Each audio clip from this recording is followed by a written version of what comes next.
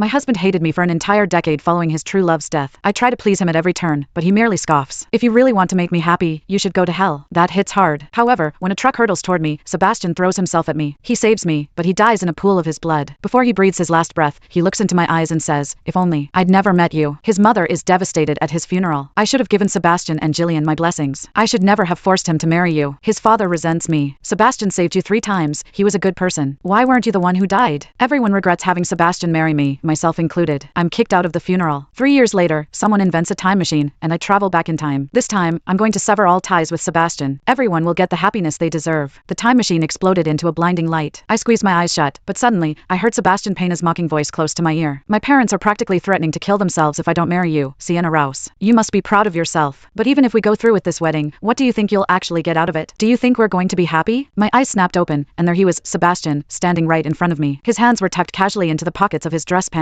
Despite his lazy posture, the mockery flashing in his eyes was impossible to miss. The Sebastian I knew in the future was poised and dignified, but the boy in front of me still carried the careless, untamed energy of youth, a look I hadn't seen in what felt like forever. My nose stung with emotion. The time machine had worked. I was back in the past, but something had gone wrong. It hadn't taken me to the moment we first met. Instead, I was standing at the spot from 13 years ago, on the day Sebastian and I were about to get married. At least it wasn't too late to change things. I swallowed the lump rising in my throat and stared at him greedily, trying to soak in every detail. "Sebastian, you don't want to marry me because the person you really love is Jillian Brown, right?" Maybe I hit a nerve. His body stiffened for a split second before he looked at me coldly and said, "Yeah, but so what? We're already standing outside the city hall. Do you think there's still a way to back out?" I nodded honestly. "There is." Sebastian let out a cold laugh. "I don't have time for your mind games. Just sign the papers, get the marriage certificate, and be done with it. I'll be waiting outside." Watching him walk away, I felt like I was being stabbed with 1,000 needles. In both my past and present lives, I had loved Sebastian for many years. He had risked everything to save me twice, and I had foolishly believed it meant he had feelings for me too. Even Sebastian's parents had encouraged me. "Sebastian's got a soft heart but a sharp tongue. If he didn't love you, why would he risk his life for you twice?" they had said. I had believed them and happily married him. It wasn't until his first love died that I realized I was never the one he loved. The crushing words he said before he died, that he wished he had never met me, broke me completely. My 10 years of love had been 10 years of torment for him. Before I turned the dial on the time machine, someone had warned me. Only by fulfilling Sebastian's 3 greatest regrets could I break the toxic bond between us. If I succeeded, he would no longer die because of me at 30. After that, we could finally live the peaceful lives we both deserved. I lowered my head and wrote down Jillian's name on the marriage license application instead of mine. I remembered clearly what Sebastian had once written in his journal, the 3 regrets that haunted him. Regretting marrying Sienna, regretting not standing up to his parents, regretting not saving Jillian. Today, at least, I had helped him fix the first one. Holding 2 copies of the marriage certificate, I walked out the door. Sebastian was waiting for me just outside. Without thinking, he reached for the papers in my hands, flipping one open to look. But I quickly grabbed his hand, stopping him. I gave Sebastian a gentle smile. "Sebastian, check it tomorrow."